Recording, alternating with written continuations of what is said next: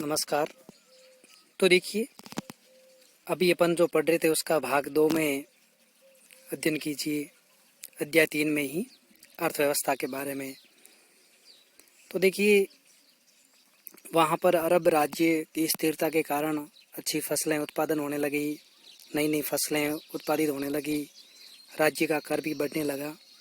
और जैसे जैसे शहरों की संख्या में तेज़ी से बढ़ोतरी हुई, वैसे ही इस्लामी सभ्यता फली फूली और बहुत से नए शहरों की स्थापना की गई, और जिनका उद्देश्य मुख्य रूप से अरब सैनिकों झुंड को बसाना था, जो स्थानीय प्रशासन की रीढ़ थे।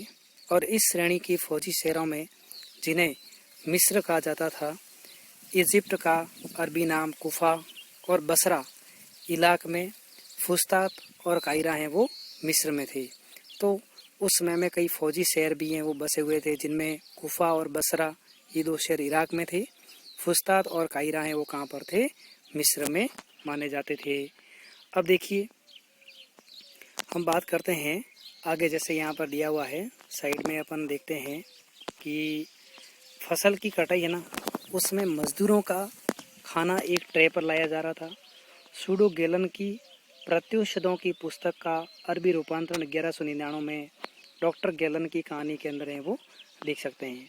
और यहाँ पर देखिए चित्र भी दिया हुआ है, और इस चित्र में उस समय में जो कृषि, अर्थव्यवस्था आदि के बारे में भी दर्शाने की कोशिशें वो की गई हैं।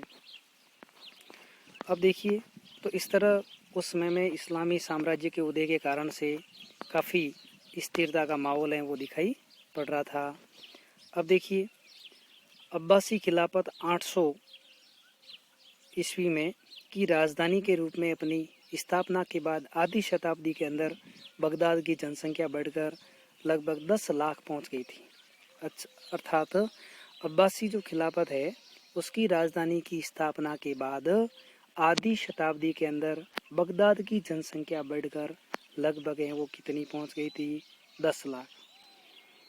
इन शहरों के साथ साथ दमिश्क, इस्फहान और समरकंद जैसे पुराने शहर थे, जिन्हें नया जीवन मिल गया था। खाद्यान्नों और शहरी विनिर्माताओं के लिए कच्ची सामग्री जैसे कपास और चीनी के उत्पादन में वृद्धि की गई, जिससे इन शहरों के आकार और इनकी जनसंख्या में बढ़ोतरी हुई। और इस प्रकार संपूर्ण क्षेत्रों में शहरों का एक विशाल जाल विकसित हो गया, और एक शहर दूसरे शहर से जुड़ गया, और उनके परस्पर संपर्क एवं कारोबार हैं वो बढ़ गए थे। तो देखिए, खाद्यान्न और शहरी विनिर्माताओं के लिए कच्ची सामग्री हैं जैसे कपास और चीनी के उत्पादन में वृद्धि की गई, और जिससे इन शहरों के आकार और इनकी जनसंख्या में बढ़ोतरी हुई, और इस प्रकार संपूर्ण क्षेत्र में शहरों का एक विशाल जाल विकसित हो गया। एक शहर दूसरे शहर से जुड़ गया, और उनमें परस्पर संपर्क एवं कारोबार है वो बढ़ गया था। शहर के केंद्र में 2 भवन समूह होते थे, अर्थात जो शहर होता था उसके केंद्र में 2 भवन समूह होते थे, जहाँ से सांस्कृतिक और आर्थिक शक्ति का प्रसारण होता था। उनमें एक मस्जिद, जिसको मस्जिद अल जामी होती थी, जहाँ सामूहिक नमाज भी पढ़ी जाती थी। तो शहर के केंद्र में 2 भवन समूह होते थे, और वे सांस्कृतिक और आर्थिक प्रसारण के होते थे। और उनमें एक मस्जिद, जिसका नाम था मस्जिद अल जामी, जहाँ सामूहिक नमाज पढ़ी जाती थी, और ये इतनी बड़ी होती थी कि दूर से दिखाई दे सकती थी।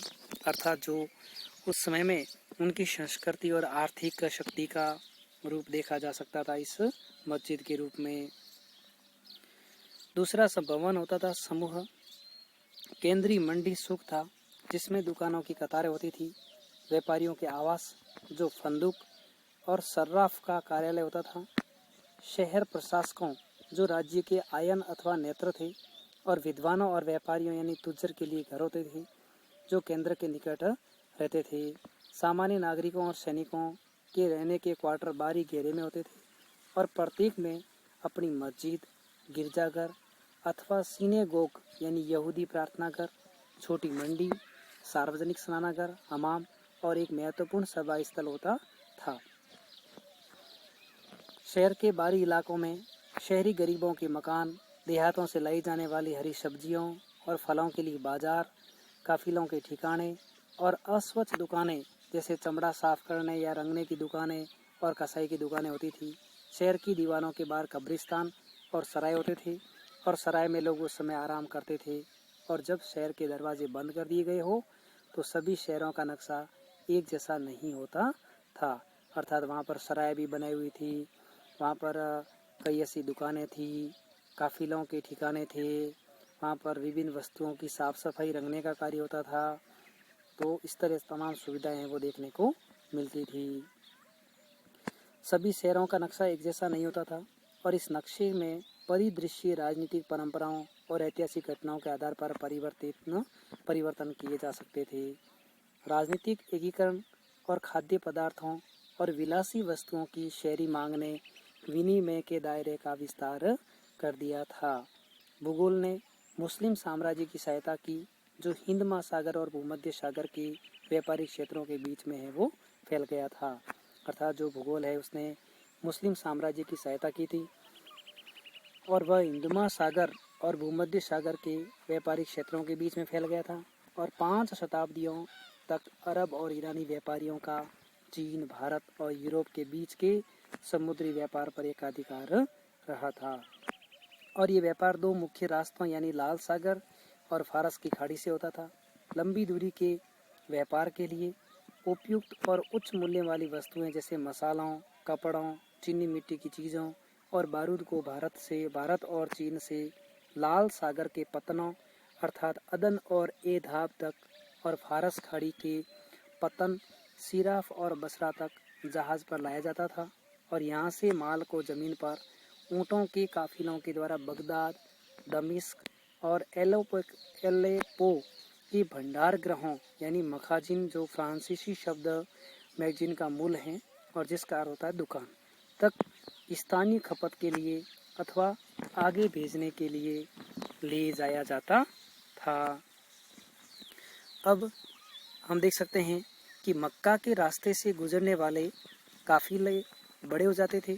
जब हज की यात्रा का समय हिंद महासागर में नौ चालन के मौसम यानी मवासिम, जो मानसून शब्द का मूल है, के साथ पड़ता था।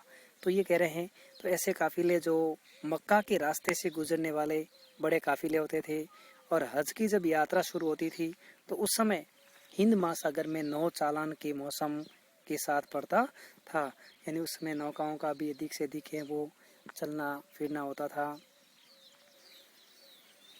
इन व्यापारिक मार्गों के भूमध्य सागर के सिरे पर सिकंदरिया के पतन से यूरोप को किए जाने वाले निर्यात को यहूदी व्यापारियों द्वारा संभाला जाता था और जिनमें से कुछ भारत से सीधे व्यापार करते थे, जैसा कि गेनिजा संग्रह में परिरक्षित उनके पात्रों में से देखा जाता है। किंतु 4वीं शताब्दी से व्यापार और शक्ति के केंद्र के रूप में काहिरा के उभर आने के कारण और इटली के व्यापारिक शहरों से पूर्वी माल की बढ़ती हुई मांग के कारण लाल सागर के मार्ग ने अधिक महत्व प्राप्त कर लिया था, अर्थात उस समय में जो 4वीं शताब्दी थी उस समय व्यापार और शक्ति के रूप में मिस्र का जो काहिरा क्षेत्र है, नगर है, वो काफ़ी उभर रहा था और इटली के व्यापारी शहरों से पूरी माल की बढ़ती मांग के कारण लाल सागर के मार्ग से अधिक महत्व प्राप्त कर लिया था। पूर्वी सिरे की चर्चा करें तो ईरानी व्यापारी मध्य एशियाई और चीनी वस्तुएं जिनमें कागज़ भी शामिल था लाने के लिए बगदाद से बुखारा, समरकंद होते हुए रेशम मार्ग से चीन जाते थे और तुरान भी वाणिज्यिक तंत्र में भी महत्वपूर्ण कड़ी था और ये तंत्र यूरोपीय वस्तुओं और मुख्य फर और स्लाव गुलामों के व्यापार के लिए उत्तर में रूस और स्केंडिनेविया तक फैला हुआ था और इन वस्तुओं की अदायगी के लिए इस्तेमाल किए जाने वाले इस्लामी सिक्के वोल्गा नदी के आसपास बाल्टिक क्षेत्र में बड़ी संख्या में पाए गए थे। इन बाजारों में तुर्क गुलाम और खलीफाओं और सुल्तानों के दरबारों के लिए भी खरीदे जाते थे। राजकोषीय प्रणाली और बाजार के लेन देन ने इस्लामी देशों में धन के महत्व को बढ़ा दिया था। सोने, चांदी और तांबे के सिक्के बनाए जाते थे। वस्तुओं और सेवाओं की अदायगी के लिए प्रायः सर्राफों द्वारा सील बंद किए गए थैलों में भेजे जाते थे। सोना अफ्रीका से और चांदी मध्य एशिया से आती थी। यानी इस प्रकार से लाल सागर, अदन, मोखा जैसे जो बंदरगाह थे, इनका उस समय में महत्व है वो बढ़ा हुआ था। ये वाणिज्य तंत्र के महत्वपूर्ण मार्ग के रूप में भी थे। इसके अलावा सोना अफ्रीका से, चांदी मध्य एशिया से आती थी। कीमती धातु और सिक्के यूरोप से आते थे, जो पूरी व्यापार की वस्तुओं को खरीदने के लिए यूरोप अदा करता था। धन की बढ़ती हुई मांग ने लोगों को अपने संचित भंडारों और बेकार पड़ी संपत्ति का उपयोग करने के लिए विवश किया था। और उधार का कारोबार भी मुद्राओं के साथ जुड़ गया था, जिससे वाणिज्य गतिशील हो गया।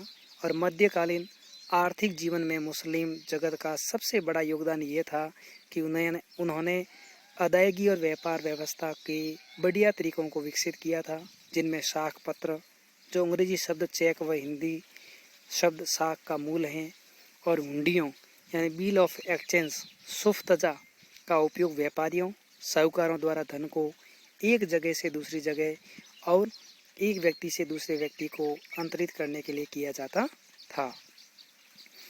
व्यापारिक पत्रों के व्यापक उपयोग से व्यापारियों को हर स्थान पर नकद मुद्रा अपने साथ ले जाने से मुक्ति मिल गई, और इससे उनकी यात्राएं भी ज़्यादा सुरक्षित हो गई थी। खलीफा भी वेतन अदा करने अथवा कवियों और चारणों को इनाम देने के लिए शक का इस्तेमाल है वो करते थे। तो इस तरह से ये व्यापार बहुत अधिक फला फूला था उस समय में। धन्यवाद।